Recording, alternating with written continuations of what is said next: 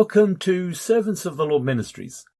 Bienvenue à Servants of the Lord Ministries. Mon nom est Dr. Keith Jenkins et je suis le coordinateur international de Servants of the Lord Ministries. Avant de commencer mon message d'aujourd'hui, je veux vous partager la mission de ce ministère que Dieu a donné à Joseph Hitchcock, le fondateur de Servants of the Lord Ministries, il y a de nombreuses années. Il dit, « J'ai des enfants dans chaque nation et tu as des frères et des sœurs dont le cœur crive à moi. » Ils m'ont demandé un ministère des bénédictions et des dons. Je leur ai donné ces choses et cela les a bénis, mais il y a une partie de leur esprit qui n'a jamais été comblée et qui est réservée à une relation intime avec moi. Maintenant, leur cœur crive à moi, juste pour moi.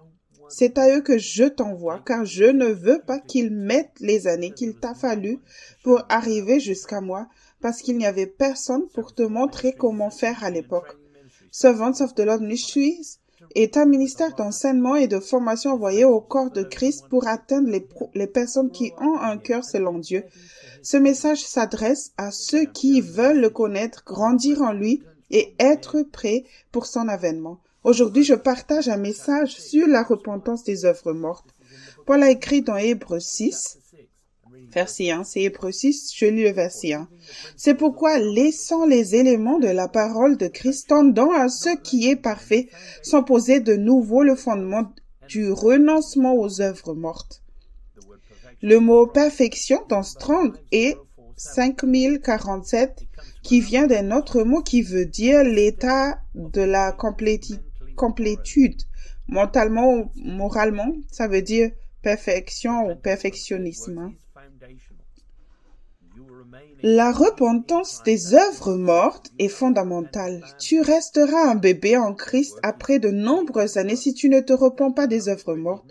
Une œuvre morte est toute œuvre que le Saint-Esprit ne t'a pas dit de faire. Sans une véritable repentance, tu fais des œuvres sans vie. Au nom de Jésus, à partir de ta connaissance limitée du bien et du mal, à cause des mensonges que tu veux croire, à savoir que tu peux encore être parfait et faire ce que tu veux quand tu le veux. Paul a dit dans Éphésiens 2, verset 8 à verset 10. C'est Éphésiens 2, je lis le verset 8. Car c'est par la grâce que vous êtes sauvés par le moyen de la foi, et cela ne vient pas de vous, c'est le don de Dieu. Verset 9. Ce n'est point par les œuvres afin que personne ne se glorifie. Verset 10. Car nous sommes son ouvrage, ayant été créés en Jésus-Christ pour de bonnes œuvres que Dieu a préparées d'avance afin que nous les pratiquions. La grâce est là pour que tu apprennes de tes erreurs et que tu te repentes des œuvres mortes avant que le temps ne soit écoulé. Tiens un journal et tu le découvriras. Si tu fais des œuvres mortes, tu ne seras pas dans le timing parfait de Dieu et tu ne seras pas prêt pour l'inattendu. Les œuvres que tu fais doivent être les siennes, pas les tiennes. Paul a écrit dans 1 Corinthiens 3, versets 13 et 14, c'est 1 Corinthiens 3, verset 13, « Car le jour le fera connaître, parce qu'elle se révélera dans le feu, et le feu éprouvera ce qu'est l'œuvre de chacun. » Verset 14, « Si l'œuvre bâtie par quelqu'un sur le fondement subsiste, il recevra une récompense. » Plutôt que de tout laisser à la dernière minute, utilise les circonstances inattendues du quotidien pour révéler dès maintenant si tu es ou non dans l'esprit. Si tu as la foi, tu te relèveras et chercheras auprès de Dieu la raison pour laquelle tu as péché sous la pression. Les œuvres qui plaisent à Dieu te soutiendront dans l'œuvre et tu pourras t'appuyer sur elles. Paul a écrit à propos des Juifs dans Romains 10, verset 2 à 4, c'est Romains 10, je lis le verset 2, car je leur rapporte qu'ils ont un zèle pour Dieu, mais pas selon la connaissance, verset 3. En effet, ignorant la justice de Dieu et cherchant à établir leur propre justice, ils ne se sont pas soumis à la justice de Dieu. Verset 4, car le Christ est la fin de la loi pour la justice de tous ceux qui croient. La loi apporte certes une certaine conviction, mais tu resteras ignorant sans te repentir des œuvres mortes. En suivant Jésus sur le chemin étroit, tu auras besoin du réconfort du Saint-Esprit lorsque tu iras à la racine des problèmes qui nécessitent une certaine repentance avec une tristesse divine. Tu as été envoyé pour aider ceux qui s'appuient quotidiennement sur la sagesse terrestre, l'argent et la connaissance et qui écoutent leur chair lorsque les choses deviennent inconfortables. Nous lisons dans Jean 1, verset 1 à 3. C'est l'évangile de Jean. Je lis le chapitre 1, verset 1. Au commencement était la parole et la parole était avec Dieu et la parole était Dieu. Verset 2, elle était au commencement avec Dieu. Verset 3, toutes choses ont été faites par elle et rien de ce qui a été fait n'a été fait sans elle. Obéis d'abord à l'esprit sans comprendre et tu grandiras spirituellement. Jésus est la porte et celui qui aime ton âme, si tu es un enfant de Dieu. Une âme morte est comme une batterie déchargée à l'intérieur qui manque d'énergie, qui n'est pas connectée à la source à cause du péché. Les œuvres mortes sont tout ce qui vient de toi. La vie vient de Dieu seul par l'intermédiaire de notre Seigneur Jésus-Christ, qui est la parole vivante. Nous lisons dans Luc 8, versets 20 à 21. C'est l'évangile de Luc, chapitre 8. Je lis le verset 20. Certains lui dirent, ta mère et tes frères sont dehors et désirent te voir. Verset 21. Il leur répondit, ma mère et mes frères sont ceux qui écoutent la parole de Dieu et la mettent en pratique. Le bien est l'ennemi du mieux. Si tu es né de nouveau, tu ne seras peut-être pas tenté de faire ce que tu sais être mal selon les lois de Dieu, mais beaucoup sont tentés de faire une bonne œuvre au nom de Jésus. Jésus a dit dans Matthieu 7, versets 22 et 23. C'est l'évangile de Matthieu, chapitre 7, et je lis le verset 22. Plusieurs me diront en ce jour-là, Seigneur, Seigneur, n'avons-nous pas prophétisé en ton nom? N'avons-nous pas chassé des démons en ton nom? N'avons-nous pas fait en ton nom beaucoup d'œuvres merveilleuses? Verset 23. Alors je leur dirai ouvertement, je ne vous ai jamais connus, retirez-vous de moi, vous qui commettez l'iniquité. Pour s'éloigner de la vérité, c'est-à-dire de l'iniquité, il faut endurcir son cœur ou utiliser les dons de l'esprit pour justifier un mode de vie compromettant. Tu devrais rechercher la justice en demandant à Dieu ce qu'il veut faire et quand il veut le faire. Paul a écrit dans Philippiens 2, verset 12. C'est Philippiens chapitre 2, je lis le verset 12. Ainsi, mes bien-aimés, comme vous avez toujours obéi, travaillez à votre salut avec crainte et tremblement, non seulement comme en ma présence, mais bien plus encore maintenant que je suis absent. Dans le livre Réveillez-vous, le temps touche à sa fin, volume 2, Grandir spirituellement, au chapitre 5, Travailler à ton salut, dans les pages 81 et 82 dans la version anglaise, Joseph Hitchcock écrit. Dieu travaille en nous pour que nous voulions faire sa volonté. Il fait des ajustements en nous. Si nous sommes têtus, il doit attirer notre attention. Nous disons souvent, Dieu ne passera pas outre ma volonté. Il te donne le choix, mais il peut certainement faire pression sur toi pour que tu changes ton choix.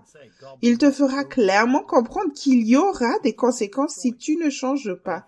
C'est toi qui fais le choix, mais il t'aidera à faire le bon choix.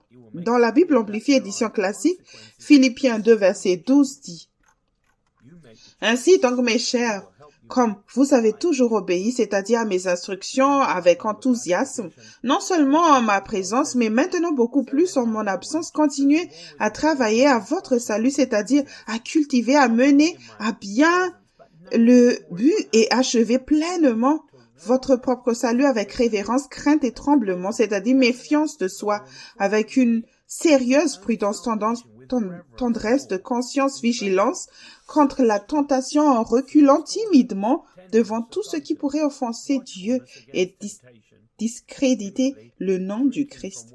C'est un choix de ne pas prendre des décisions avec ta pensée et de ne pas investir du temps dans ta communication. Ceux qui travaillent à leur salut dans la crainte et le tremblement commencent par être convaincus. Si tu ne veux pas pécher contre Dieu, alors apprends à être contrôlé par l'Esprit Saint, par la foi. Et il est possible d'être moralement et mentalement complet sous n'importe quel niveau de pression que Dieu permet. Si tu obéis, il est également possible d'obéir instantanément Pour compléter ton salut, tu as besoin de, numéro 1, une grande prudence à l'égard de toi-même. Numéro 2, tendresse de la conscience à tous les niveaux de l'endurance. Numéro 3, une vigilance contre la tentation.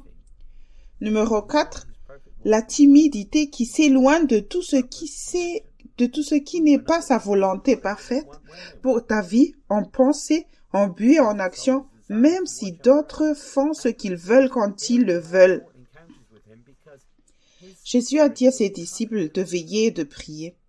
Après la croix, ils n'ont eu que de brèves rencontres avec lui parce que son esprit venait les guider. Une œuvre réalisée indépendamment de Dieu ne le satisfera pas car elle ne répond pas à toutes ses exigences. Jésus a dit dans l'évangile de Jean, chapitre 5, verset 30, « Je ne puis rien faire de moi-même, selon que j'entends, je juge. Et mon jugement est juste parce que je ne cherche pas ma volonté, mais la volonté de celui qui m'a envoyé. » Pour consulter ta propre volonté, tu as besoin d'utiliser ta tête. Jésus n'a pas consulté sa propre volonté. L'esprit spirituel est tranquille. Écoute et donne la priorité aux pensées qui viennent de lui. L'homme spirituel se fera confiance et obéira instantanément. Jésus est venu dans la chair et cherchait à faire la volonté du Père. Il s'en remettait au Saint-Esprit pour savoir ce qu'il fallait faire ensuite parfaitement et à quel moment. Il est la parole et a écrit le plan du salut, mais il a soumis ce plan à Dieu. Paul a écrit dans Tite, chapitre 2, verset 14. Je lis Tite, chapitre 2, verset 14. Qui est donné lui-même pour nous, afin de nous racheter de toute iniquité et de se faire un peuple qui lui appartienne, purifié par lui et zélé pour les bonnes œuvres. Le mot « bon » dans Strong est le numéro de 2570, d'affinité incertaine, proprement beau, mais principalement au sens figuré bon, au sens propre ou moral, c'est-à-dire précieux ou vertueux, pour l'apparence ou l'usage, et donc distingué. Cela veut dire meilleur, bonne, honnête, rencontrer, bien, digne. Tous ceux qui sont prêts pour son avènement cherchent à accomplir les œuvres vertueuses du Père sous une pression de plus en plus forte, sans s'écarter de la vérité. Jésus a entièrement payé le prix pour te racheter de toute iniquité et pour que tu puisses apprendre de toutes tes erreurs. Mais cela se fait avant ta mort ou lorsque Jésus reviendra. Jacques a écrit dans Jacques chapitre 2 verset 17. C'est Jacques chapitre 2, je lis le verset 17. Il en est ainsi de la foi. Si elle n'a pas les œuvres, elle est morte en elle-même. Ta foi est morte si tu ne te répands pas des œuvres mortes. Ce que tu crois dans ton cœur, c'est ce que tu fais dans les situations compliquées. Tu peux être capable de fonctionner parfaitement à un niveau de pression inférieur, mais continuer à aimer ta chair plus que Dieu parce que ta foi est faible ou absente. Les leçons de foi, lorsque tu n'as pas écouté Dieu, mais que tu as écouté ta chair sous la pression, peuvent maintenant réapparaître. Paul a écrit à Timothée.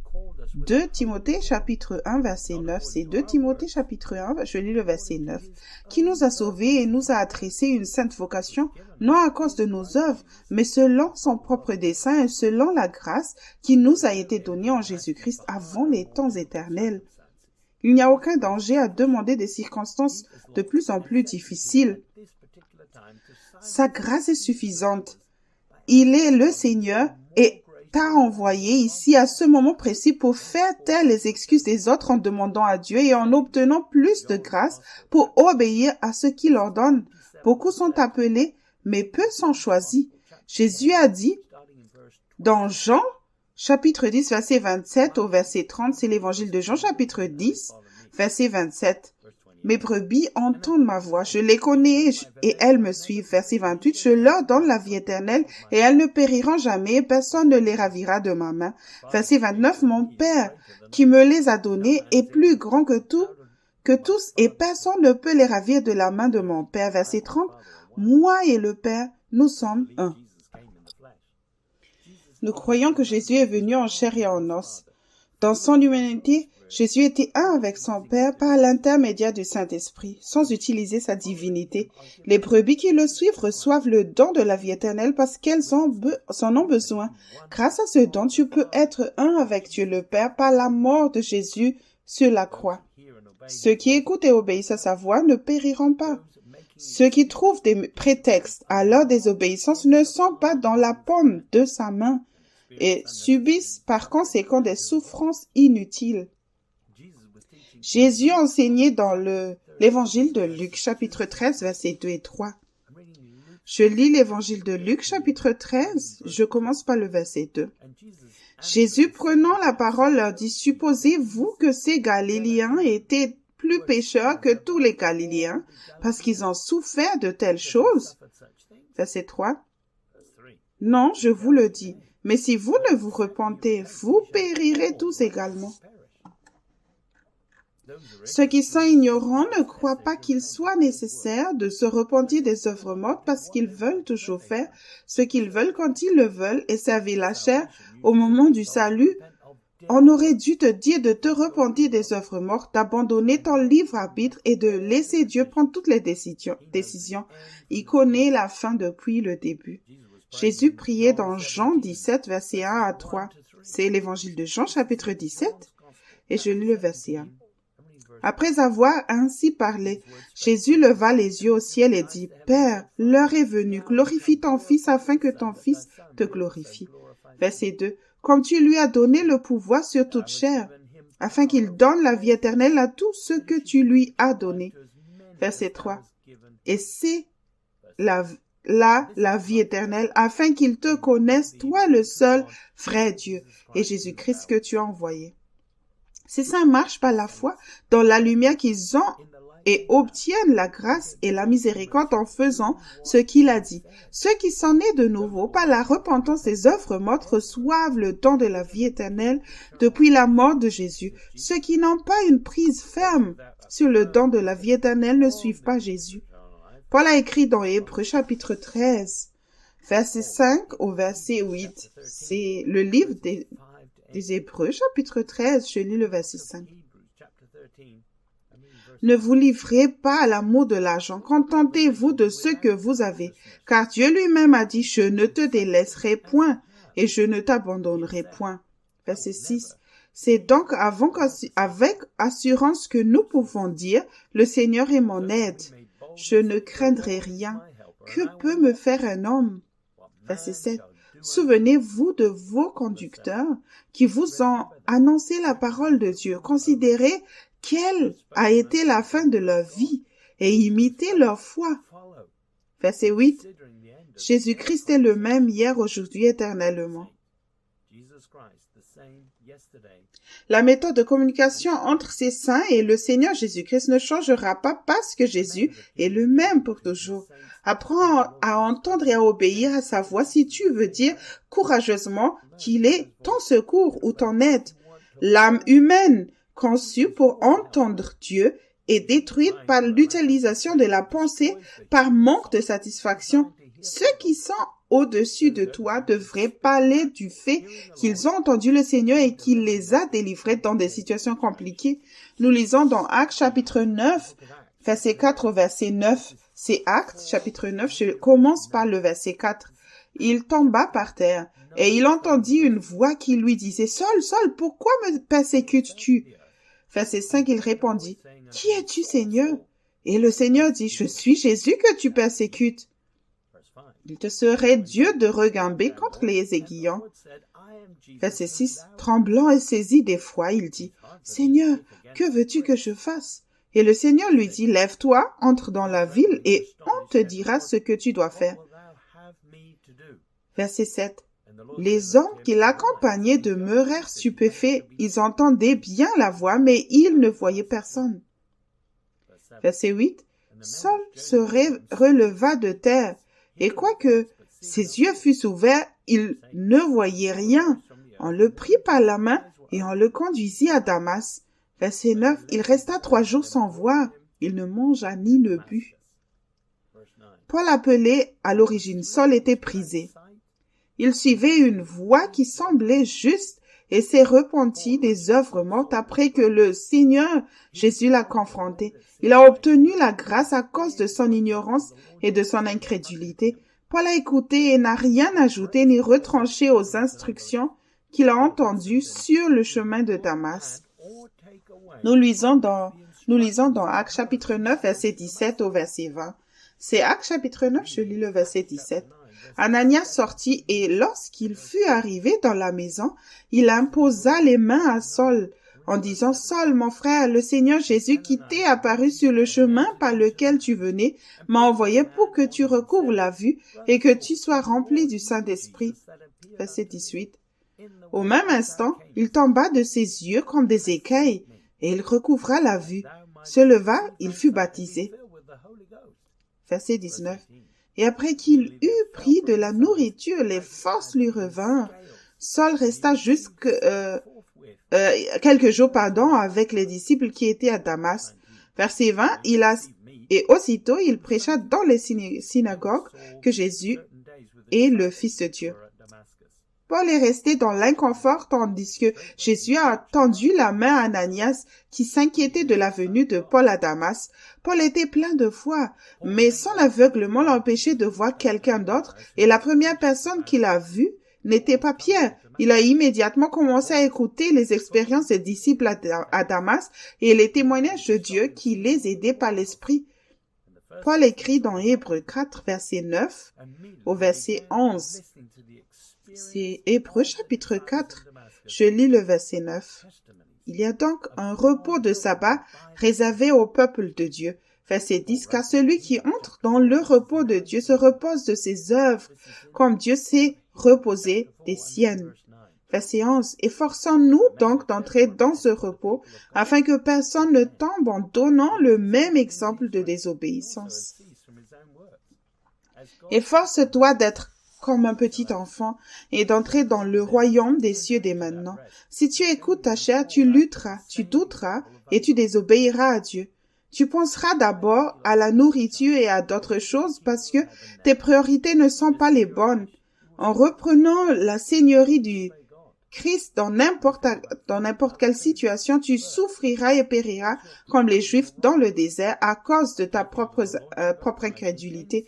Jésus est Seigneur. Ceux qui utilisent leurs propres pensées pour prendre des décisions ne sont pas entrés dans le repos par la repentance des œuvres mortes. Paul a écrit dans Galates, chapitre 5, je lis le verset 13 au verset 14.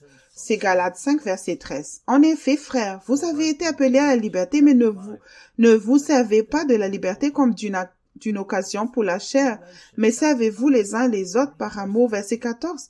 En effet, toute la loi s'accomplit en une seule parole. Tu aimeras ton prochain comme toi-même. Le mot liberté dans Strong est le numéro 1657, c'est-à-dire légitime ou licencieuse, principalement moralement ou cérémonielle, liberté.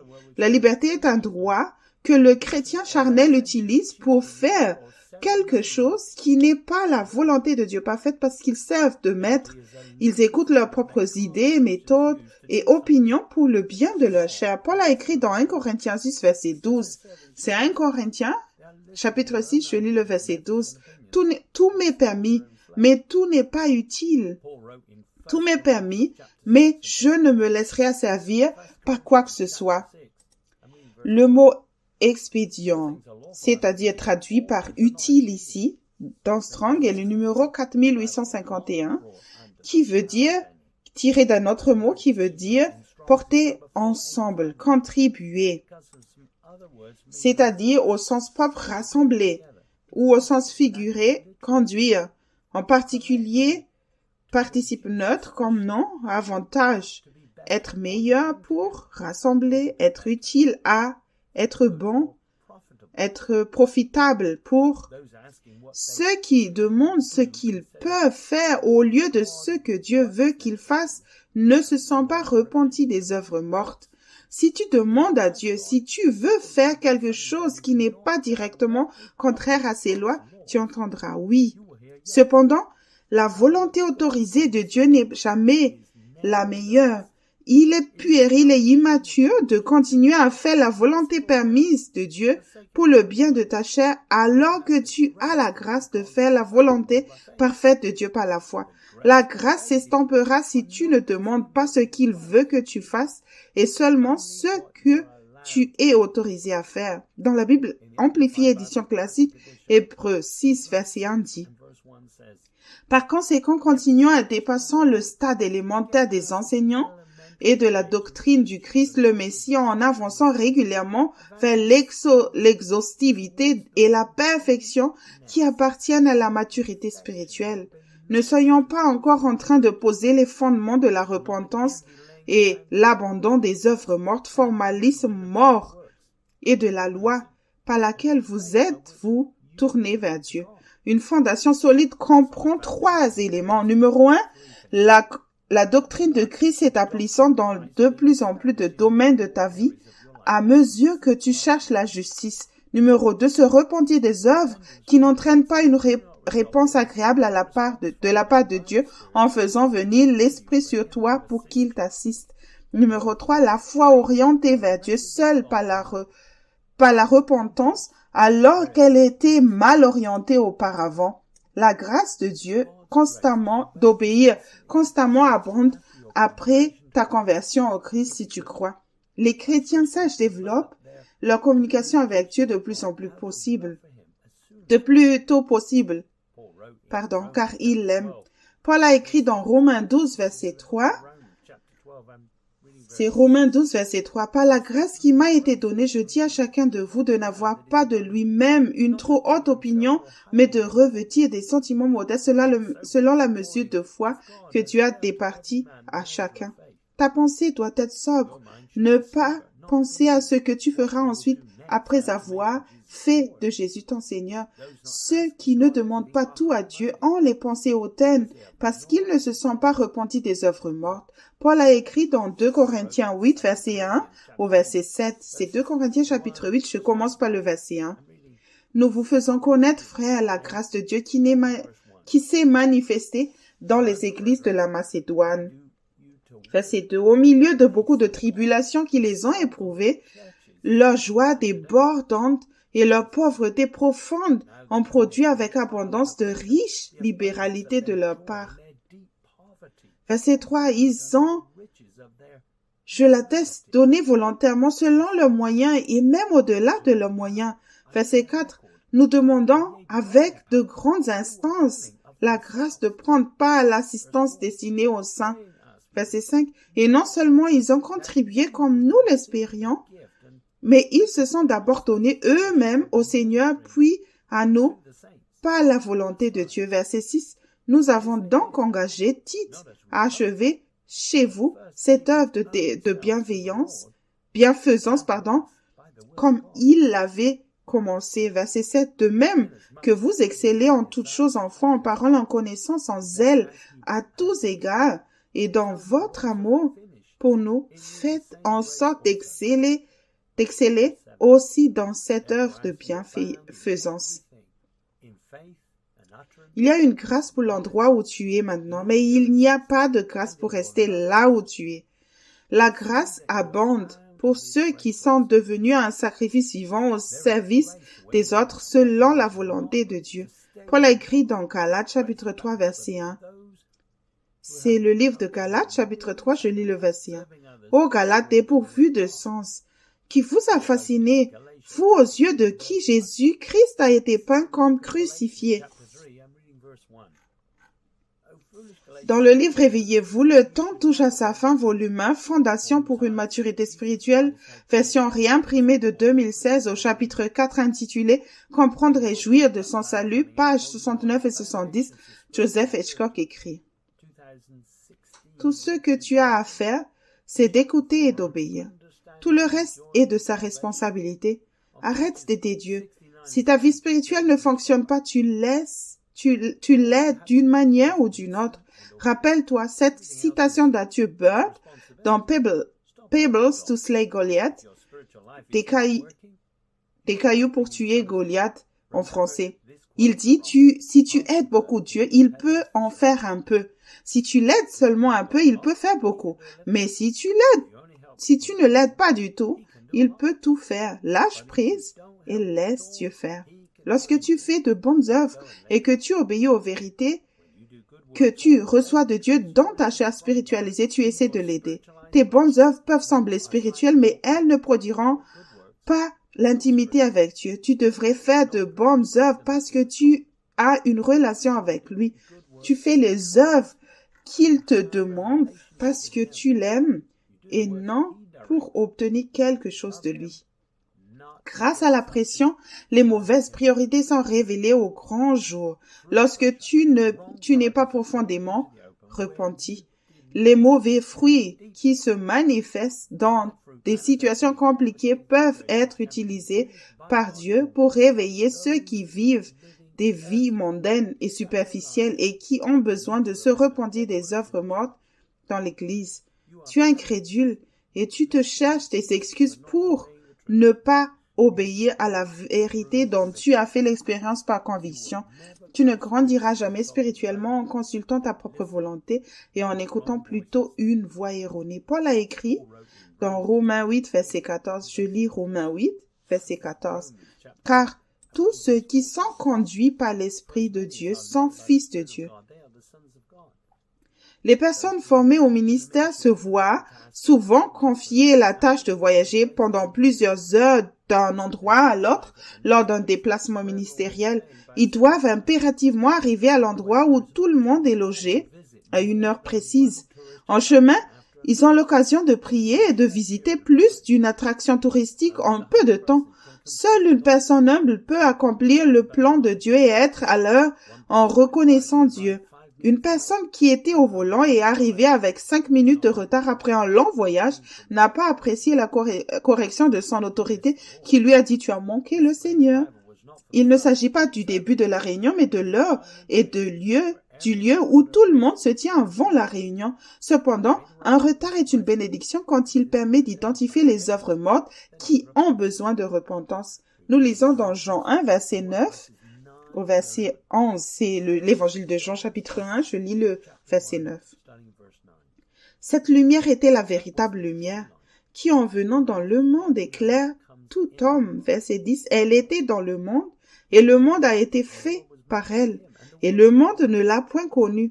Verset 11, elle est venue chez les siennes, et les siennes ne l'ont point reçue. Jésus est venu exposer les œuvres cachées des ténèbres afin que tous ceux qui se conforment à ce monde puissent se sauver par la repentance des œuvres mortes et venir à sa lumière. Les Juifs n'ont pas reçu Jésus à l'âge de 30 ans. Ils l'auraient reçu s'il avait été plus âgé et un peu plus religieux qu'eux, mais ce n'est pas le cas. Ceux qui ont une vision romantique de Jésus dans le corps de Christ ne reçoivent pas le pouvoir d'être les fils de Dieu. Paul a écrit dans Hébreux 12, verset 5 à verset 8, c'est Hébreux chapitre 12, je lis le verset 5. Et vous avez oublié l'exhortation qui vous est adressée comme à des fils. Mon fils, ne méprise pas le châtiment du Seigneur et ne perds pas courage lorsqu'il te reprend. Verset 6, car le Seigneur châtie celui qu'il aime et il frappe de la verge tous ceux qu'il reconnaît pour ses fils. Verset 7, supportez le châtiment. C'est comme des fils que Dieu vous traite, car quel est le fils qu'un père ne châtie pas? Verset 8. Mais si vous êtes exempts du châtiment auquel tous ont part, vous êtes donc des enfants illégitimes et non des fils. Pour recevoir Jésus maintenant, tu dois accepter le châtiment et la correction que le Saint-Esprit apporte. La conviction est une bénédiction. Les Juifs comprenaient le péché de commission grâce à la loi. Cependant, ils n'ont pas compris le péché d'omission parce qu'ils n'étaient pas prêts pour son royaume lorsqu'il est venu la première fois. Le péché d'omission consiste à ne pas faire chaque jour ce que tu dois faire maintenant pour te préparer à l'appel qu'il a sur ta vie et à son avènement. Le péché d'omission peut être une simple tâche comme le fait de ne pas se brosser les dents tous les jours quand on est enfant. Tu as suscité Jean-Baptiste pour préparer le chemin du Christ en dehors de la connaissance de la loi. Il a dû être parfait dans son timing et apprendre de ses erreurs juste pour suivre survivre dans le désert. Et ne s'appuyant pas sur sa propre compréhension, il est resté humble et Jean a obtenu l'autorité et le pouvoir dont il avait besoin. Il y a de la grâce sur le chemin étroit. Nous lisons dans Matthieu 14, verset 24 au verset 28. C'est l'évangile de Matthieu, chapitre 14. Je commence par le verset 24. La barque, déjà au milieu de la mer, était battue par les flots, car le vent était contraire. Verset 25. À la 4e veille de la nuit, Jésus alla vers eux, marchant sur la mer. Verset 26. Quand les disciples le virent marcher sur la mer, ils furent troublés et dirent, « C'est un fantôme !» Et dans leur frayeur, ils poussèrent des cris. Verset 27. Jésus leur dit aussitôt, « Rassurez-vous, c'est moi, n'ayez pas peur. » Verset 28. Pierre lui répondit, « Seigneur, si c'est toi, ordonne que j'aille vers toi sur les eaux. » Les disciples n'ont pas traversé plus tôt lorsque Jésus leur a dit de le faire, et les vents sur le lac sont devenus contraires. Lorsque Pierre a vu Jésus marcher sur l'eau le soir, il n'a pas été troublé. Pierre a demandé à Jésus de leur ordonner de marcher sur l'eau parce qu'il savait que si c'était Jésus, il ne coulerait pas grâce au pouvoir que Dieu le fait de lui obéir. Lorsque Jésus a répondu « Viens », Pierre a été surpris mais a reçu le pouvoir de faire ce qui était difficile ou impossible dans le naturel. Nous lisons dans Jean 1, verset 12. C'est l'évangile de Jean, chapitre 1, verset 12. Mais à tous ceux qui l'ont reçu, à ceux qui croient en son nom, elle a donné le pouvoir de devenir enfants de Dieu, lesquels sont nés. Si tu crois du fond de ton cœur en son nom ou en son autorité, tu recevras aussi le pouvoir de faire tout ce que Jésus ordonne par l'intermédiaire de l'Esprit. Il y a toujours la grâce d'obéir, même si cela signifie marcher sur l'eau soi-même. Si tu ne crois pas en sa capacité à faire ce qu'il ordonne, tu finiras par refaire des œuvres mortes. Tu écouteras ta chair et tu sombreras dans le doute et l'incrédulité. Nous lisons dans Apocalypse 20, verset 12 au verset 13. C'est Apocalypse 20, je lis le verset 12. « Et je vis les morts, les grands et les petits, qui se tenaient devant le trône. Des livres furent ouverts, et un autre livre fut ouvert, celui qui est le livre de vie, et les morts furent jugés selon leurs œuvres, d'après ce qui était écrit dans ces livres. » Verset 13. « La mer rendit les morts qui étaient en elle, la mort et le séjour des morts rendit les morts qui étaient en eux, et chacun fut jugé selon ses œuvres. » Lorsque les livres seront ouverts lors du jugement dernier, ils incluront ce que tu as mangé, ce que tu as fait chaque jour afin de démontrer que tu utilises encore ta raison pour prendre des décisions. Les œuvres que tu fais dans la chair ne passeront pas le test de Dieu, mais si elles sont bonnes,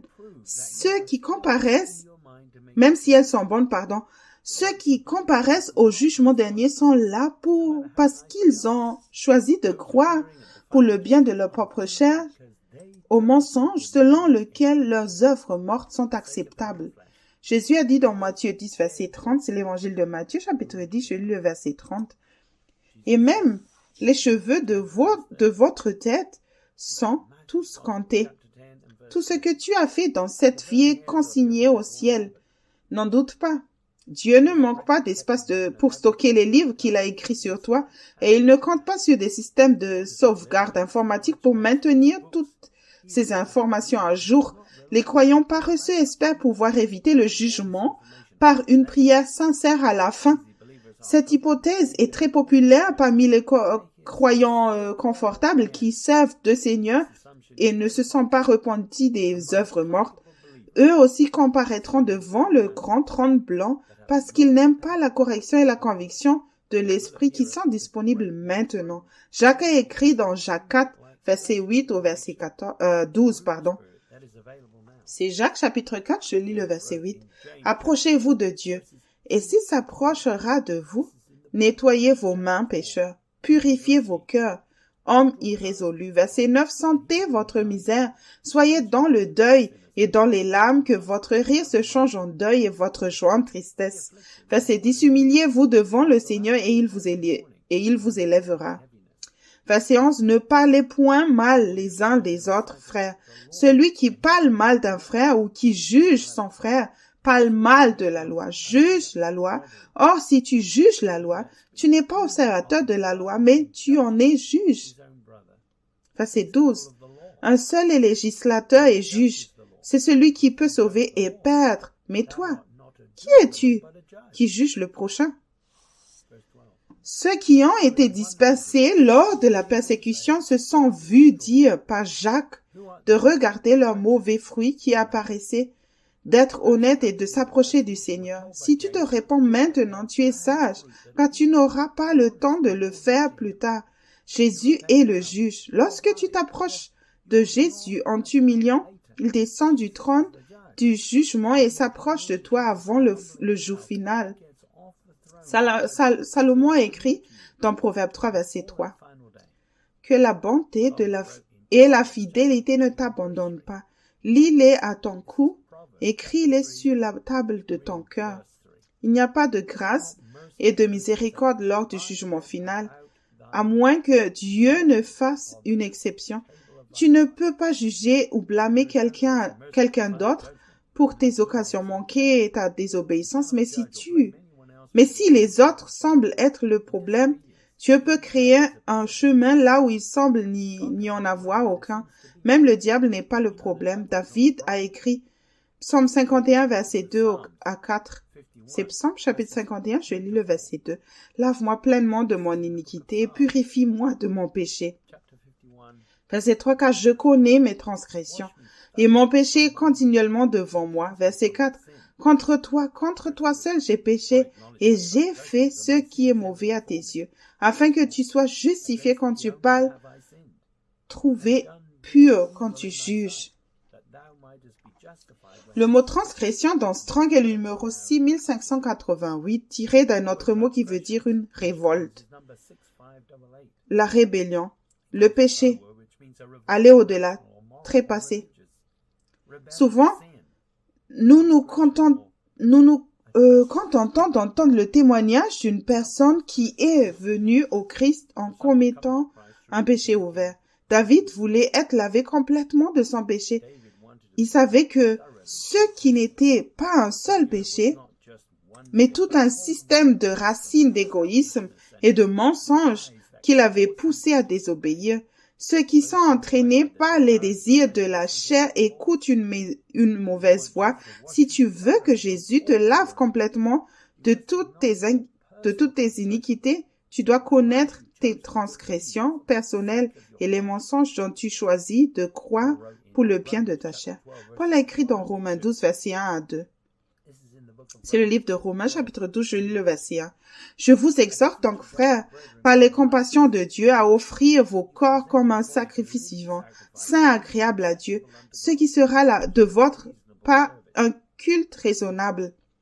Verset 2. Ne vous conformez pas au siècle présent, mais soyez transformés par le renouvellement de l'intelligence, afin que vous discerniez quelle est la volonté de Dieu, ce qui est bon, agréable et parfait. Pensée est dangereux. Ton intelligence sera complètement renouvelée dans les situations où tu dois servir en demandant constamment à Dieu de vaincre. Tout ce qui est conforme à ce monde ne passe pas le test de Dieu. Paul a écrit dans Romains 8, verset 7. C'est Romains chapitre 8, je lis le verset 7. Car l'affection de la chair est inimitié contre Dieu parce qu'elle ne se soumet pas à la loi de Dieu et qu'elle ne le peut même pas. Les chrétiens charnels qui essaient d'être fidèles à leurs émotions et à leurs sentiments croient aux mensonges selon lesquels ils sont justifiés de faire des œuvres mortes pour le bien de leur chair. Paul a écrit dans 2 Corinthiens 10, verset 7. C'est 2 Corinthiens chapitre 10, verset 7. Vous regardez à l'apparence. Si quelqu'un se persuade qu'il est de Christ, qu'il se dise bien en lui-même que comme il est de Christ, nous aussi nous sommes de Christ. L'apparence de Paul a changé en suivant le Christ sur le chemin étroit. Il n'avait pas l'apparence ou le style de vie des Corinthiens charnels par la repentance des œuvres mortes. Jésus a dit dans Matthieu chapitre 10, verset 32 et verset 33. C'est l'évangile de Matthieu chapitre 10, je lis le verset 33. 32, pardon. C'est pourquoi quiconque me confessera devant les hommes, je le confesserai aussi devant mon Père qui est dans les cieux. Verset 33. Mais quiconque me reniera devant les hommes, je le renierai aussi devant mon Père qui est dans les cieux. Tu peux appeler Jésus Seigneur lorsque personne d'autre ne t'écoute. Ceux qui renient le Seigneur dans ces derniers jours où ce monde ne peut plus fournir de solutions auront de nombreuses occasions de prouver que Jésus est Seigneur. Paul a écrit dans Galates 5, verset 16 au verset 17. C'est le livre de Galates, chapitre 5, je lis le verset 16. Je dis donc, marchez selon l'esprit, et vous n'accomplirez pas les désirs de la chair. Verset 17. Car la chair a des désirs contraires à ceux de l'esprit, et l'esprit en a de contraires à ceux de la chair. Ils sont opposés entre eux, afin que vous ne fassiez point ce que vous voudriez. Tu peux arrêter la lutte intérieure de toi en tuant la chair. Si tu n'aimes pas la chair, fais juste un pas à la fois en obéissant à l'esprit et bientôt tu marcheras par la foi. Il se peut que tu ne connaisses pas la direction que Dieu veut que tu penses par l'esprit, mais ce ne sera pas une direction que ta chair aime. Il n'y a pas d'excuse pour ne pas faire ce que Dieu veut. Il t'accompagnera et t'aidera également. Nous lisons dans Genèse, chapitre 3, verset 6 au verset 8. C'est Genèse, chapitre 3, je lis le verset 6. La femme vit que l'arbre était bon à manger et agréable à la vue, et qu'il était précieux pour ouvrir l'intelligence. Elle prit de son fruit et en mangea. Elle en donna aussi à son mari, qui était auprès d'elle et qui en mangea. Verset 7. Les yeux de l'un et de l'autre s'ouvrirent, ils connurent qu'ils étaient nus, et ayant cousu des feuilles de figuier, ils s'en firent des ceintures. Verset 8. Alors ils entendirent la voix de l'Éternel Dieu, qui parcourait le jardin vers le soir, et l'homme et sa femme se cachèrent loin de la face de l'Éternel Dieu, au milieu des arbres du jardin. Ta pensée et ta chair te trahiront. Seul Dieu sait ce qu'il faut faire parfaitement chaque jour. Ta pensée doit être tranquille et ne pas réagir à ce monde et pour vaincre le péché. La connaissance du bien et du mal est partout. Tu dois croire que Dieu parle, même lorsqu'il n'en a pas l'air. L'arbre de vie était situé au centre du jardin d'Éden. Le mauvais arbre a tenté Ève parce que ses priorités étaient mauvaises. Adam a péché parce qu'il a écouté sa femme et a mangé le fruit défendu. Nous lisons dans Ésaïe 30, verset 1. C'est Ésaïe 30, je lis le verset 1. Malheur, dit l'Éternel, aux enfants rebelles, qui prennent des résolutions sans moi et qui font des alliances sans ma volonté pour accumuler péché sur péché. Ceux qui se cachent de la correction et de la conviction ne font que pécher davantage. Chaque membre du corps du Christ devrait être couvert par quelqu'un d'autre qui marche constamment sur le chemin étroit ou qui suit l'exemple de quelqu'un d'autre qui est soumis. Être soumis, c'est rendre compte de son propre comportement à la fin de chaque semaine pour être corrigé. 2 paires d'yeux valent mieux qu'une. Nous lisons dans Ésaïe 29, verset 13 au verset 16. C'est Ésaïe chapitre 29. Je lis le verset 13. Le Seigneur dit, « Quand ce peuple s'approche de moi, il m'honore de la bouche et des lèvres, mais son cœur est éloigné de moi. Et la crainte qu'il a de moi n'est qu'un précepte de tradition humaine. » Verset 14. « C'est pourquoi je frapperai encore ce peuple par des prodiges et des miracles, et la sagesse de ces sages périra, et l'intelligence de ces hommes intelligents disparaîtra. » Verset 15. Malheur à ceux qui cachent leurs desseins pour les dérober à l'Éternel, qui font leurs œuvres dans les ténèbres et qui disent, qui nous voit et qui nous connaît. Verset 16. Quelle perversité est la vôtre? Le potier doit-il être considéré comme de l'argile pour que l'ouvrage dise à l'ouvrier, il ne m'a point fait, pour que le vase dise au potier, il n'a point d'intelligence. Lorsque la sagesse de ce monde est ignorée et que le peuple de Dieu appelle simplement Jésus Seigneur, tu accomplis une œuvre merveilleuse. Il utilise les justes sans compromis pour apporter la vérité. Ils prospéreront en s'accrochant à la sagesse divine, tandis que d'autres s'écraseront au fur et à mesure que ce monde passera. Jésus a dit dans Matthieu 7, verset 21, c'est l'évangile de Matthieu chapitre 7, verset 21. Ceux qui me disent Seigneur, Seigneur n'entreront pas tous dans le royaume des cieux, mais celui-là seul qui fait la volonté de mon Père qui est dans les cieux. Il n'y a aucune excuse pour quiconque est né de nouveau de s'appuyer sur sa propre compréhension lorsqu'il a l'Esprit du Christ en lui. Ne pas faire sa volonté parfaite, c'est se moquer de Dieu si tu es né de nouveau. La grâce est épuisée pour tous ceux qui l'appellent Seigneur et qui obéissent à leurs sentiments et à leurs émotions ou qui utilisent leurs raisons pour prendre des décisions. Jésus a dit dans Matthieu 23, verset 27. C'est l'évangile de Matthieu, chapitre 23. Je lis le verset 27.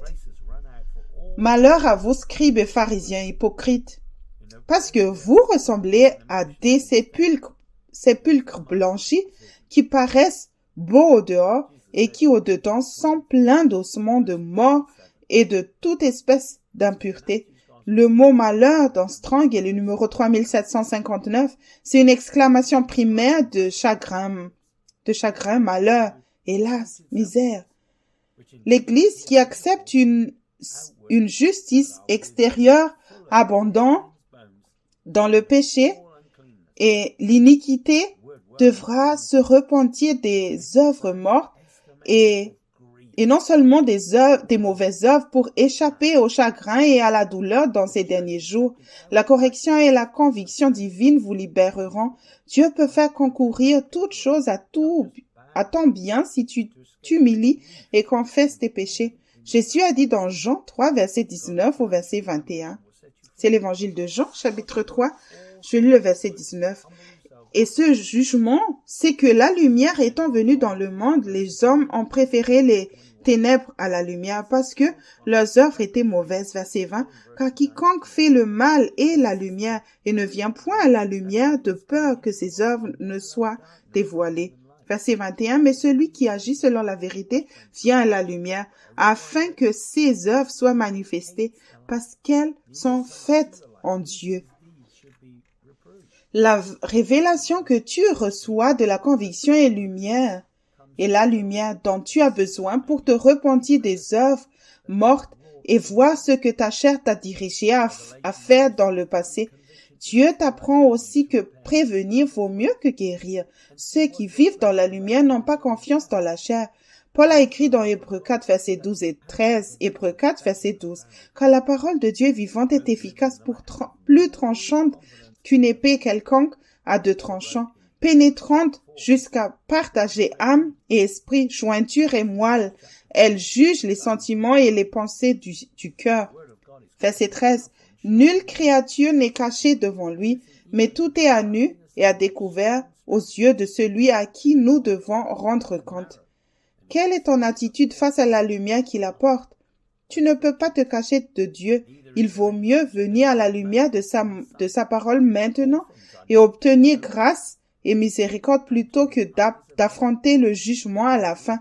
Paul a également écrit dans Hébreux 4, verset 16. C'est Hébreux 4, verset 16. Approchons-nous donc avec assurance du trône de la grâce afin d'obtenir miséricorde et de trouver grâce pour être secouru dans nos besoins. Il fournit tout ce dont tu as besoin pour obéir parce qu'il est Dieu.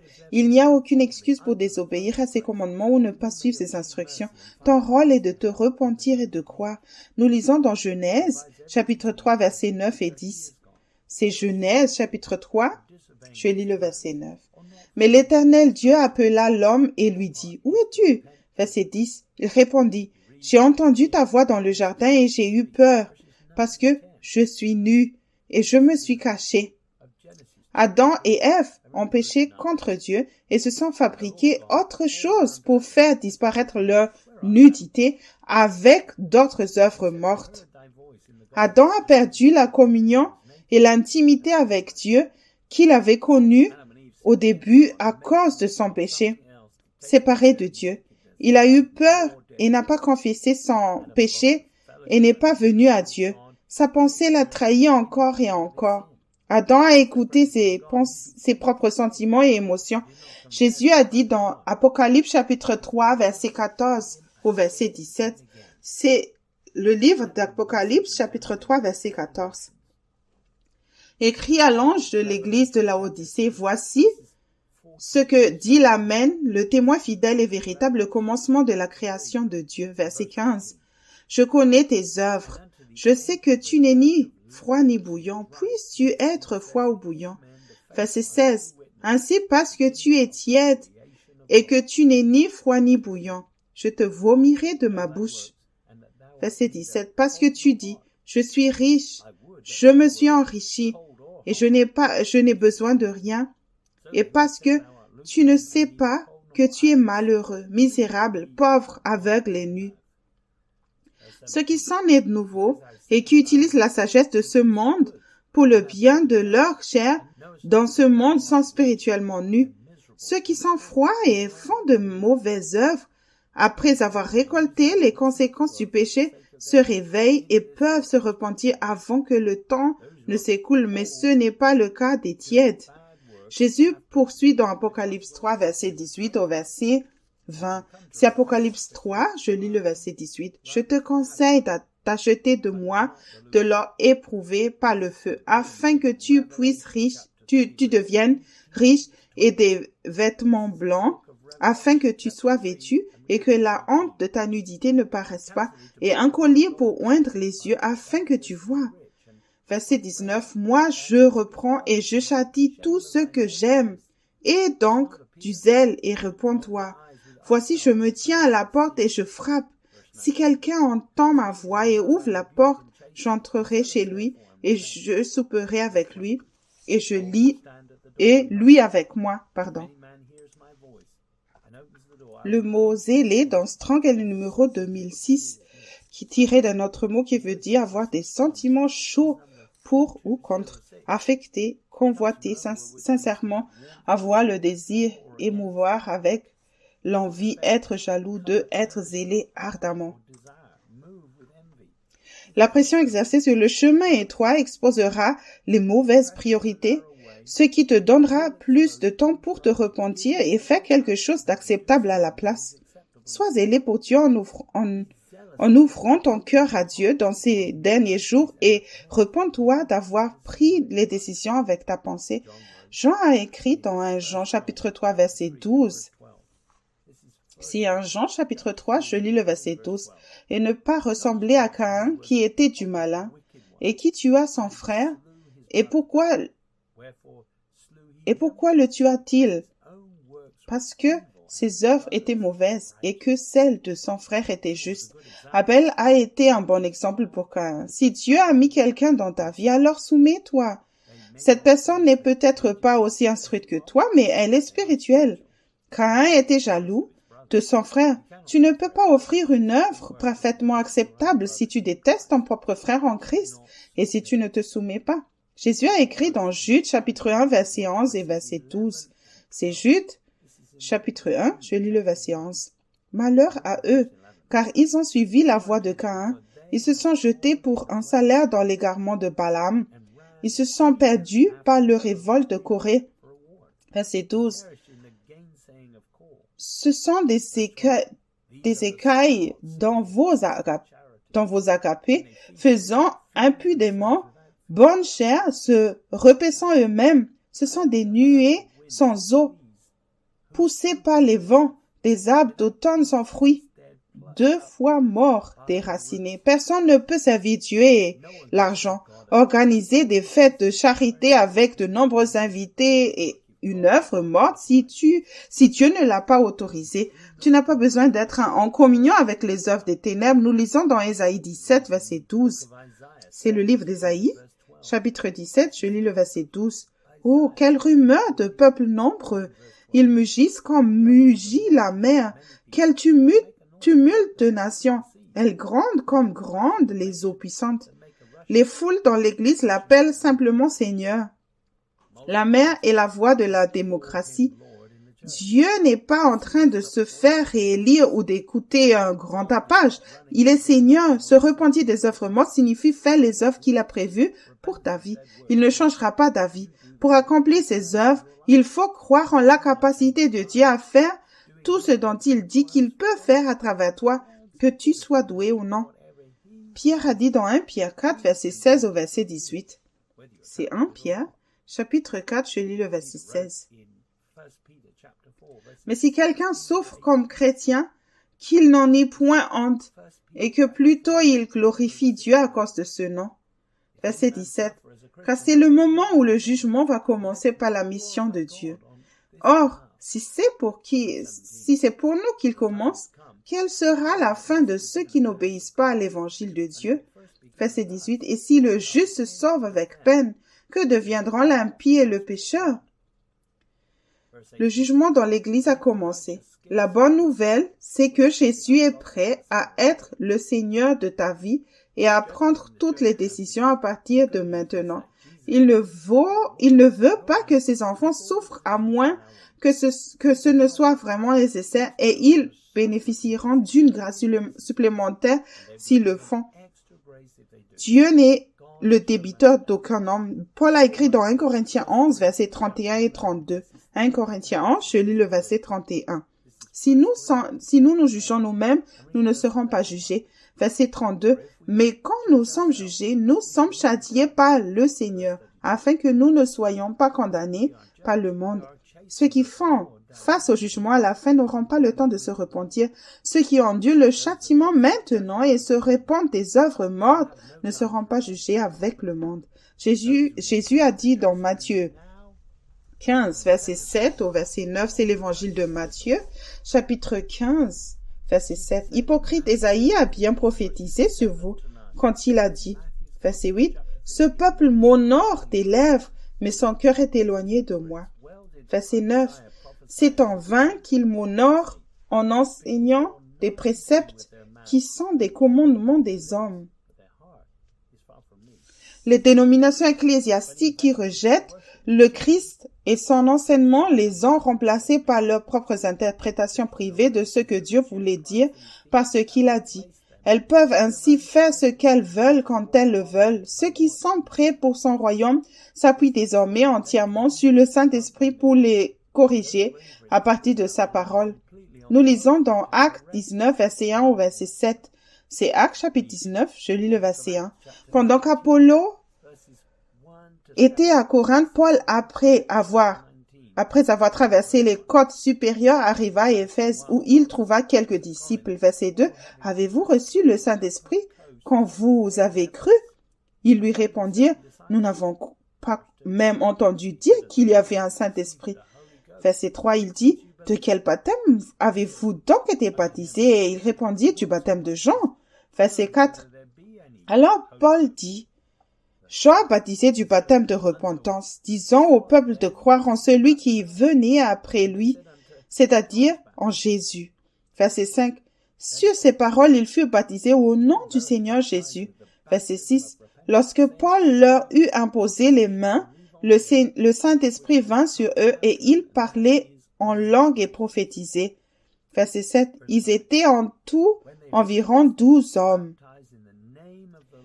Le baptême de Jean était un baptême de repentance des mauvaises œuvres pour que les Juifs se confessent et se préparent. Cependant, les religions crucifiaient Jésus à la place. Paul a trouvé des croyants qui ne connaissaient pas le Saint-Esprit. Après avoir entendu parler de la repentance des œuvres mortes et de la foi en Dieu, ils ont reçu le baptême du Saint-Esprit. Nous lisons dans Actes 1, verset 15.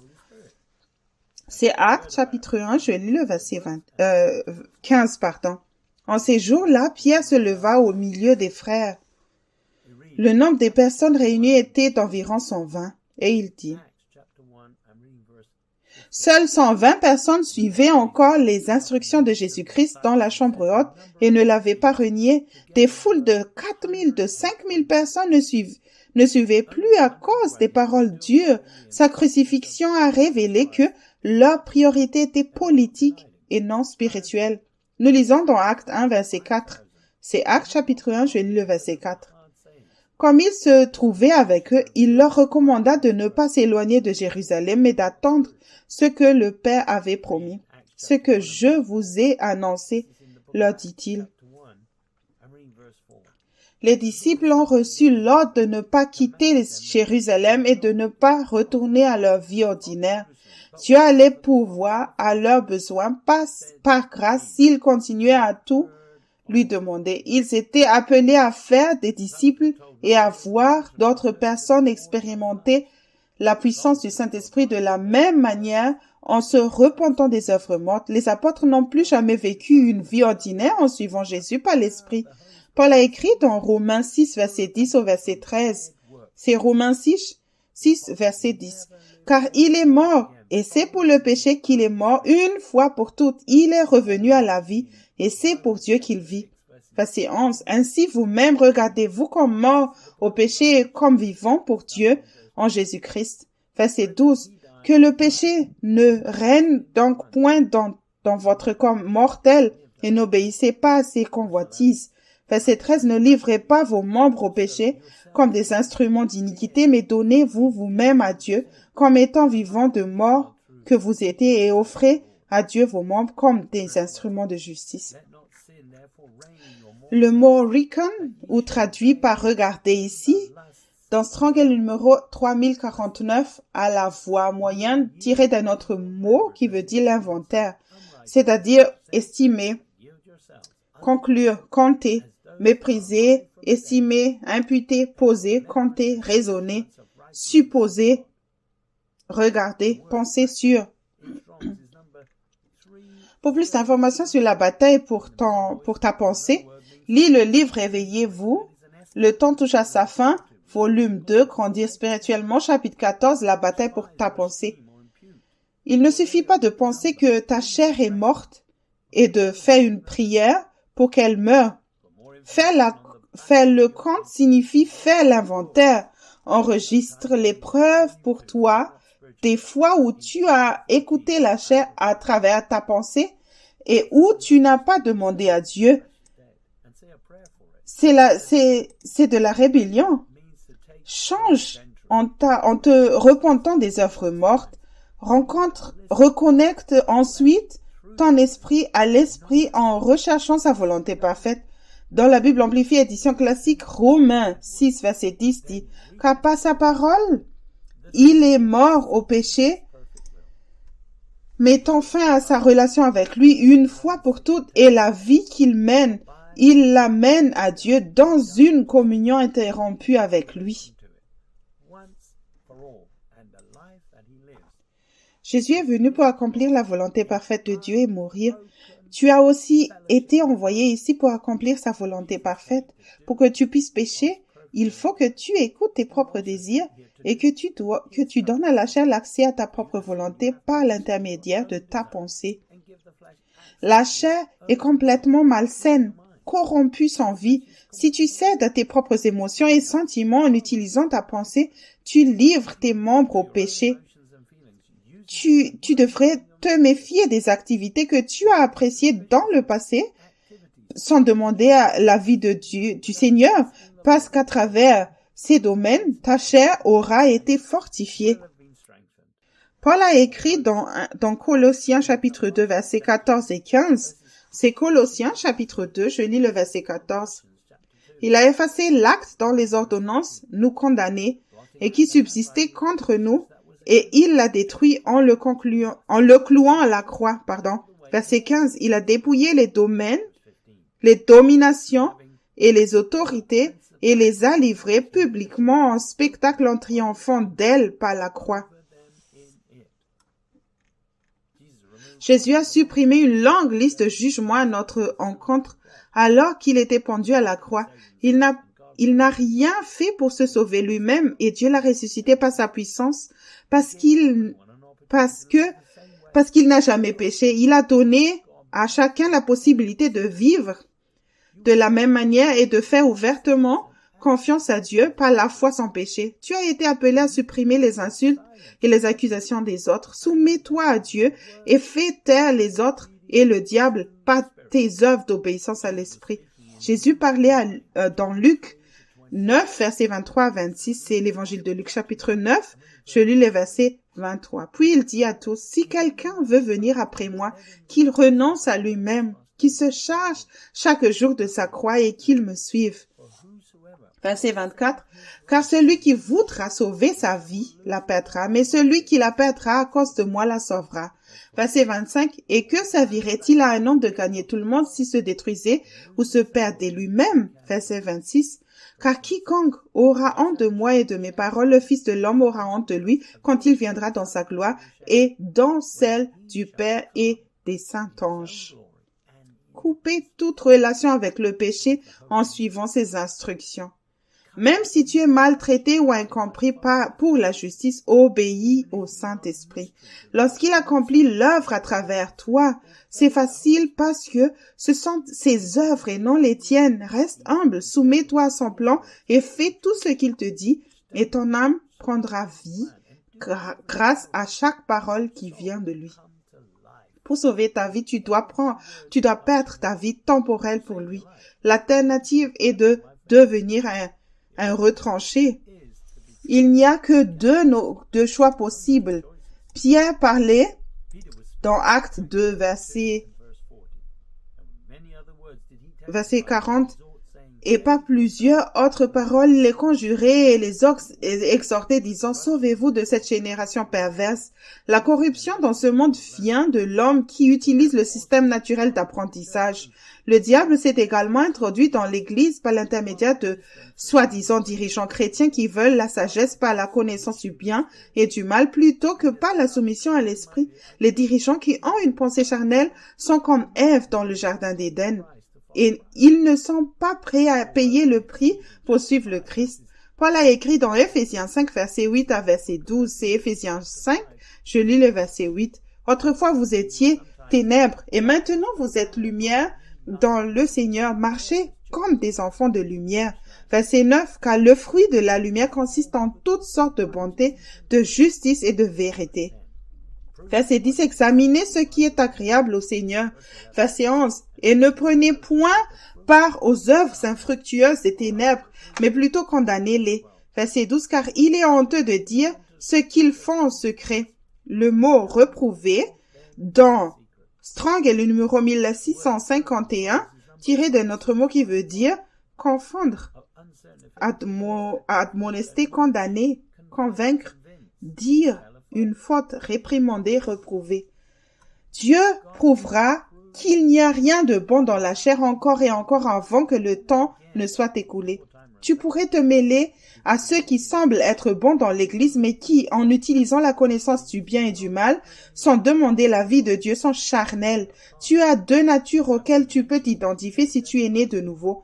Tu peux t'identifier à la chair, auquel quand tu seras convaincu de faire des œuvres mortes lorsque tu entendras la vérité, tu peux aussi t'identifier aux œuvres que tu as accomplies en obéissant à l'esprit, limité à quelques événements de temps à autre dans ta vie, par grâce. Regarde les résultats des deux natures et décide à laquelle tu vas céder à l'avenir. Paul a écrit dans Galates 6, verset 1. C'est Galates 6, verset 1. Frère, si un homme vient à être surpris en quelque faute, vous qui êtes spirituels, redressez-le avec un esprit de douceur. Prends garde à toi-même, de peur que tu ne sois aussi tenté. Les mauvais fruits confirment que tu pensais alors que tu aurais dû écouter dans la période de tentation. Tout le monde doit se repentir d'avoir utilisé son propre raisonnement pour prendre des décisions. Ceux qui défendent un mensonge pour le bien de leur chair se fâchent très vite. Pour apporter une correction, utilise la douceur, car tu pourrais être tenté d'écouter des excuses ou d'accepter des mensonges toi-même. Paul a écrit dans Romains 8, versets 5 et 6, c'est Romains, chapitre 8, je lis le verset 5. Ceux en effet qui vivent selon la chair s'affectionnent aux choses de la chair, tandis que ceux qui vivent selon l'esprit s'affectionnent aux choses de l'esprit. Verset 6. Et l'affection de la chair, c'est la mort, tandis que l'affection de l'esprit, c'est la vie et la paix. Une personne charnelle ne veut pas tout demander à Dieu et défendra son droit à utiliser sa propre pensée. Dieu a donné à l'homme le libre arbitre pour qu'il le choisisse volontairement et non pour qu'il écoute la version de la liberté du diable et soit rebelle. Jésus est Seigneur. Il est donc le Seigneur qualifié pour prendre des décisions. Salomon a écrit dans Proverbes 3, versets 5 et 6. C'est Proverbes chapitre 3, verset 5. Confie-toi en l'Éternel de tout ton cœur et ne t'appuie pas sur ta sagesse. Verset 6. Reconnais-le dans toutes tes voies et il aplanira tes sentiers. Vis par la foi en te basant sur ce que Dieu décide avec son amour indéfectible pour toi. Ta pensée sera renouvelée en faisant entièrement confiance à Dieu et en recevant sa sagesse dans toutes les situations. Ceux qui vivent par la foi ne s'appuient pas sur leur propre compréhension, car c'est le contraire de la confiance en Dieu. Tu le reconnaîtras dans toutes tes voies tu ne feras plus d'œuvres mortes, mais plutôt sa volonté parfaite par la foi au moyen de la foi. Par la grâce au moyen de la foi, Salomon a également écrit dans Proverbe 3, verset 7 et 8. Proverbe 3, verset 7. Ne sois point sage à tes propres yeux. Crains l'Éternel et détourne-toi du mal. Verset 8. Ce sera la santé pour tes muscles et un rafraîchissement pour tes os. Ceux qui sont sages à leurs propres yeux n'échapperont pas au mal. Ils finissent dans une prison dorée qu'ils ont eux-mêmes créée au service du diable. Comme le chef juif qui ont crucifié le Christ, les mauvaises œuvres ne font que révéler que tu dois aussi te repentir des œuvres mortes. Le plus grand inclut le plus petit. Par la grâce de la foi, au moyen de la foi et le don de la vie éternelle, tu peux maintenant t'humilier et demander n'importe quoi à Dieu et obéir une réponse. Si tu es sage à tes propres yeux, tu ne demanderas pas à Dieu et tu finiras par emprunter un chemin qui te semble juste. Paul a écrit dans 2 Corinthiens chapitre 4 verset 5. C'est 2 Corinthiens chapitre 4 verset 5. Nous ne prêchons pas nous-mêmes, c'est Jésus-Christ que le Seigneur que nous prêchons, et nous disons vos serviteurs à cause de Jésus. L'évangéliste Charles Finney Grandison, qui a vécu en 1792 jusqu'en 1875, est un serviteur presbytérien américain et un leader du deuxième grand réveil aux États-Unis. Dieu s'est servi de lui pour conduire de nombreuses personnes à Christ. Charles Finney a décrit les réunions d'après enquête comme suit, c'est-à-dire les réunions qu'il tenait après ces réunions. On a fréquemment insisté sur le fait que tout le monde devait donner son plein consentement à Jésus. On leur a dit que la seule difficulté était d'obtenir leur propre consentement honnête et sérieux aux conditions auxquelles le Christ les sauverait. On leur a également dit de rechercher les conditions les plus basses auxquelles ils pourraient être sauvés. On a pris la peine de faire taire le pécheur et d'accepter le Christ sa volonté entière, son expiation, son travail officiel et ses relations officielles. Chacun devait renoncer à tout péché, à toute excuse, à toute incrédulité, à toute dureté de cœur et à toute chose mauvaise dans le cœur et dans la vie, ici, maintenant et pour toujours. Si tu continues à désobéir au Saint-Esprit, comment pourras-tu profiter du paradis? La seigneurie opérationnelle du Christ par l'obéissance à l'Esprit est rarement prêchée aujourd'hui. Seule une courte prière est nécessaire si tu es brisé à la fin de ta vie et que tu as un esprit contrit. Toute option qui te permet d'être encore le Seigneur de ta propre vie et de l'appeler simplement Seigneur n'est pas le salut. Pierre a écrit dans 2 Pierre 3, versets 8 à 9. C'est 2 Pierre, chapitre 3, je lis le verset 8. Mais il est une chose, bien-aimés, que vous ne devez pas ignorer, c'est que devant le Seigneur, un jour est comme 1000 ans et 1000 ans comme un jour. Verset 9. Le Seigneur ne tarde pas dans l'accomplissement de la promesse comme quelques-uns le croient. mais il use de patience envers vous, ne voulant pas qu'aucun périsse, mais voulant que tous arrivent à la repentance. Lorsque tu cherches encore des excuses pour le péché, tu peux avoir l'impression que Dieu prend 1000 ans. Cependant, tu te ralentis toi-même parce que tu ne t'es pas repenti des œuvres mortes. Dans sa dernière lettre avant sa mort, l'apôtre Pierre écrit de ne pas ignorer une chose. Il mentionne le salaire du péché et la seigneurie du Christ, mais à la fin, il mentionne comment Dieu voit la fin depuis le début. Il s'adresse aux élus et leur dit que Dieu est aux commandes et qu'il peut tout accélérer dès que vous vous repentez des œuvres mortes. Paul a écrit dans Galates 6, verset 7, « Ne vous y trompez pas, on ne se moque pas de Dieu. Ce qu'un homme aura semé, il le moissonnera aussi. Dieu peut faire l'exception à n'importe quelle règle, écrite dans des circonstances extrêmes en vue de ses objectifs. Il est préférable de supposer que chacun récoltera ce qu'il a semé dans cette vie, y compris le diable, à moins qu'il ne se repente.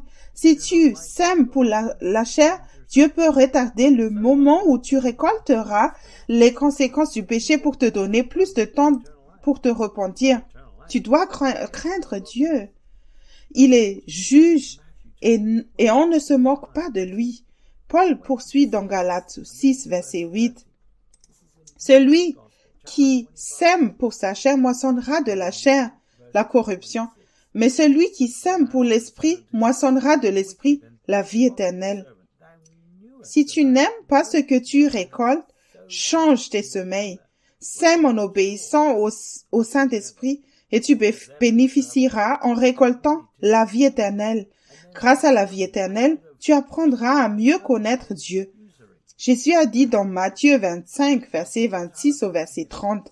C'est l'évangile de Matthieu, chapitre 25, je lis le verset 26. Son maître lui répondit, « Serviteur méchant et paresseux, tu savais que je moissonne où je n'ai pas semé et que j'amasse où je n'ai pas vanné. » Verset 27. Il te fallait donc remettre mon argent au banquier et en mon retour, j'aurais retiré ce qui est à moi avec un intérêt. Verset 28. Ôtez-lui donc le talent et donnez-le à celui qui a les 10 talents. Verset 29. Car on donnera à celui qui a, et il sera dans l'abondance, mais à celui qui n'a pas, on ôtera même ce qu'il a. Verset 30. Et le serviteur inutile, jette-le dans les ténèbres et du dehors, où il y aura des pleurs et des grincements de dents. Le mot semer dans Strong est le numéro 4687. Et cela est tiré d'un autre mot qui veut dire probablement renforcer à partir d'un autre mot qui veut dire éparpiller, c'est-à-dire semer, recevoir de la semence. Le serviteur méchant et paresseux a été jeté dans les ténèbres extérieures. Si tu n'es pas occupé à faire les œuvres de Dieu, tu es aussi paresseux. Tu as été envoyé ici avec un travail à faire. Repens-toi des œuvres mortes et laisse-lui faire ce qu'il veut faire à travers toi. Tu récolteras ce qu'il a pu semer à travers toi et tu récolteras la vie éternelle. Si tu n'entends pas sa voix et que tu n'es pas guidé par l'Esprit, comment peux-tu semer pour l'Esprit? Si tu es né de nouveau, commence à chercher des commandements et des instructions auprès de Dieu avant que le temps ne soit écoulé. Jésus a dit dans Matthieu 7, verset 16. C'est l'évangile de Matthieu, chapitre 7. Je lis le verset 16. Vous les reconnaîtrez à leurs fruits. Cueille-t-on des raisins sur des épines ou des figues sur des chardons? Si tu ne parviens pas à semer, Jésus récoltera quand même lors du jugement parce qu'il est Seigneur. Repens-toi de faire des œuvres mortes avant qu'il ne soit trop tard. Dieu ne va pas cueillir des chardons et les mettre dans son royaume pour que tout le monde les voie et dise « N'est-ce pas beau ?» Les chardons sont les fruits des œuvres mortes. Semer est une action que tu ne peux pas faire sans récolter aussi. Dieu a créé l'homme pour qu'il règne et le représente afin de semer quelque chose de divin et de parfait pour bénir le reste de la création. Tu es béni dans ce processus et tu profites davantage de Dieu en tant que canal de sa bonté. Tu récoltes ce qu'il a semé par le biais de sa bonté qui n'est pas né de toi, car Dieu est amour et non égoïste. Tu es bon, mais la gloire qui revient parce que c'est sa parole. La gloire lui revient parce que c'est sa parole, C'est un privilège de voir sa bonté couler à travers nous. On ne peut semer que dans l'esprit, en suivant ses instructions dans le cadre d'une relation d'amour et en obéissant à ses ordres par la foi. Jésus a dit dans Jean 14, verset 15, « Si vous m'aimez, gardez mes commandements. » Pour plus d'informations sur la façon d'avoir le bon motif, lis le livre « Comment grandir l'amour » de Joseph Hitchcock. Le royaume de Dieu est là maintenant, mais Dieu ne force personne à obéir, car ce ne serait pas avec la bonne motivation. Paul a écrit dans 1 Corinthiens 10, verset 11, c'est 1 Corinthiens, chapitre 10, je lis le verset 11, « Ces choses leur sont arrivées pour servir d'exemple, et elles ont été écrites pour notre instruction, à nous qui sommes parvenus à la fin des siècles. » Tire la leçon du fait que les Juifs ont passé 40 ans dans le désert alors qu'ils auraient pu faire le même voyage en 40 jours. Ceux qui traitent la vérité avec leur propre cerveau finiront par tourner en rond comme les enfants d'Israël. Le temps passera lentement si tu n'apprends pas les leçons dont tu as besoin. Lorsque tu te répands des œuvres mortes, tout va vite. Paul a écrit dans Philippiens 2, verset 13, « Car c'est Dieu qui produit en vous le vouloir et le faire selon son bon plaisir. » Souvent, l'évangéliste Charles Finney mettait simplement son doigt dans les pages d'une Bible ouverte et commençait à prêcher à l'endroit où son doigt se posait pour conduire de grands réveils. Il voulait simplement que Dieu dise ce qu'il voulait dire et c'est tout. Généralement, il prêchait pendant 2 ou 3 heures et il était loin. Le psalmiste a écrit dans Psaume 51, verset 6, « Voici, tu veux la vérité dans l'homme intérieur et tu me feras comprendre la sagesse dans le secret de mon cœur. » Si Jésus est le Seigneur de ta vie, alors tu apprends toujours ce que tu dois apprendre au bon moment. Ce que tu apprends maintenant aidera les autres. Tu es l'argile, non le potier. Joseph Hitchcock m'a toujours dit de m'assurer que la parole m'a changé d'abord et de me repentir avant d'aider les autres. Paul a écrit dans Romains 3, verset 4. C'est Romains chapitre 3, verset 4. Loin de là. Au contraire, sois reconnu. Que Dieu, au contraire, soit reconnu pour vrai et tout homme pour menteur, selon qu'il est écrit, afin que tu sois trouvé juste dans tes paroles et que tu triomphes lorsqu'on te juge. Charles Finney savait en gros que ce que Dieu voulait en termes de repentance des œuvres mortes en tant qu'avocat. Cependant, il agonisait dans la prière parce que les voies de Dieu ne sont pas les voies de l'homme. Sachant qu'on ne peut se moquer de Dieu, il n'a pas voulu interférer avec les plans de Dieu, mais a cherché à négocier le calendrier de Dieu et une solution possible au nom du peuple par le biais de la repentance des œuvres mortes. Paul a écrit dans Romains 11, verset 20. C'est Romains 11, je lis le verset 20. Cela est vrai. Elles ont été retranchées pour cause d'incrédulité, et toi, tu subsistes par la foi. Ne t'abandonne pas à l'orgueil, mais crains. Dieu ne nous utilise pas dans de grands actes si nous n'avons pas appris certaines vérités au préalable. Notre motivation doit être l'amour, par exemple. Les enfants d'Israël, à part Josué et Caleb, ne sont pas entrés dans la terre promise. Même Moïse est devenu hautain. Il n'a pas réussi à entrer alors qu'il était la personne la plus humble de la terre à l'époque. Paul a écrit dans 1 Corinthiens 9, verset 27. C'est 1 Corinthiens, chapitre 9, verset 27. Mais je traite durement mon corps et je le tiens assujetti de peur d'être moi-même rejeté après avoir prêché aux autres. J'ai connu les leçons difficiles au cours de ma formation, surtout lorsque j'utilisais ma pensée pour essayer de comprendre les choses de Dieu. La correction était parfois douloureuse, mais j'ai choisi cela plutôt que de devenir un retranché. Dieu va mettre les freins si tu n'as pas appris ce que tu dois apprendre maintenant. Cherche Dieu avec diligence et travaille à ton salut dans la crainte et tremblement. Nous lisons dans Genèse 1. versets 27 et 28. Genèse 1, verset 27. Dieu créa l'homme à son image. Il le créa à l'image de Dieu. Il créa l'homme et la femme. Verset 28. Dieu les bénit et Dieu leur dit, soyez féconds, multipliez, remplissez la terre et l'assujettissez et dominez sur les poissons de la mer, sur les oiseaux du ciel et sur tout animal qui se meut sur la terre. Le plan était que la terre entière soit gouvernée par sa parole à travers l'humanité et non que l'humanité gouverne. Dieu a béni Adam et Ève avant la chute de l'homme, lorsqu'il y avait encore un lien entre Dieu et l'homme. Le plan de multiplication et de soumission de la terre a été retardé de près de 6000 ans à cause du péché pour donner à chacun une chance de voir le fruit de ses efforts et de se repentir. Paul a écrit dans Hébreux 11, verset 5. C'est Hébreux 11, je lis le verset 5. C'est par la foi qu'Enoch fut enlevé, pour qu'il ne vit point la mort et qu'il ne parut plus, parce que Dieu l'avait enlevé, car avant son enlèvement, il avait reçu le témoignage qu'il était agréable à Dieu. Le temps a été créé dans notre intérêt afin que nous puissions nous repentir des œuvres mortes avant qu'il ne soit trop tard. L'homme a vécu beaucoup plus longtemps avant le déluge. Il a donc eu le temps d'apprendre par le biais des épreuves, des erreurs et de se repentir des œuvres mortes. Toute forme de communication est valable si tu cherches la droiture. Enoch a appris les bonnes leçons dans le temps qui lui était imparti.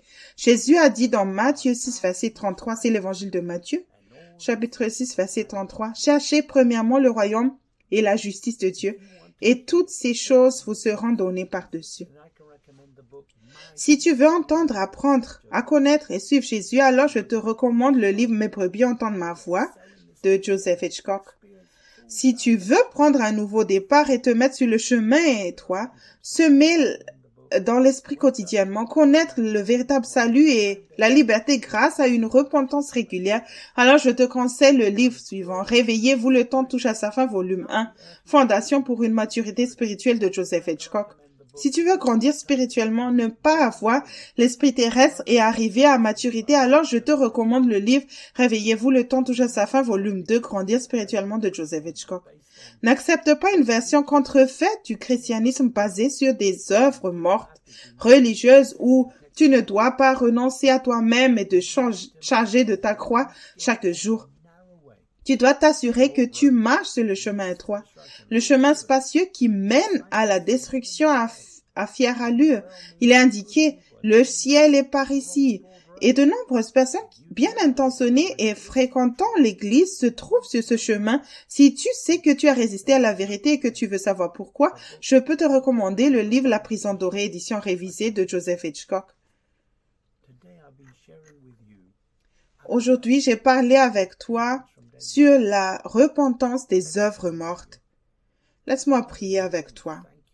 Père, Céleste, je te remercie pour le message d'aujourd'hui. Je te remercie également pour tous ces gens qui écoutent ce message. Père, c'est ce dont tu veux qu'ils entendent pour commencer. Ils ont besoin de débuter avec rien. Je sais que tu puisses les utiliser même quand ils sont sans ressources et vulnérables. Ils ont juste besoin de le vouloir et tu peux préparer ton peuple dans ces derniers temps pour accomplir des grandes œuvres, mais ils ont besoin de venir et être assez fous pour te croire et croire en ta parole et croire qui tu es que tu dis que tu es. Tu es le seul qui peut faire les bonnes œuvres et les choses que tu veux faire au travers nous. Tu peux les faire car tu es Seigneur. Père, je prie pour ceux qui écoutent ce message qu'ils se répandent vraiment de toute œuvre morte dans leur vie. Montre-leur cela, Seigneur. Je prie dans le nom précieux de Jésus. Amen. Tu trouveras un résumé des Écritures utilisées dans le message d'aujourd'hui sous la vidéo, soit par écrit, soit par le biais d'un lien vers un site web. Nos coordonnées suivront à la fin de ce message. Que Dieu te bénisse et merci d'avoir écouté.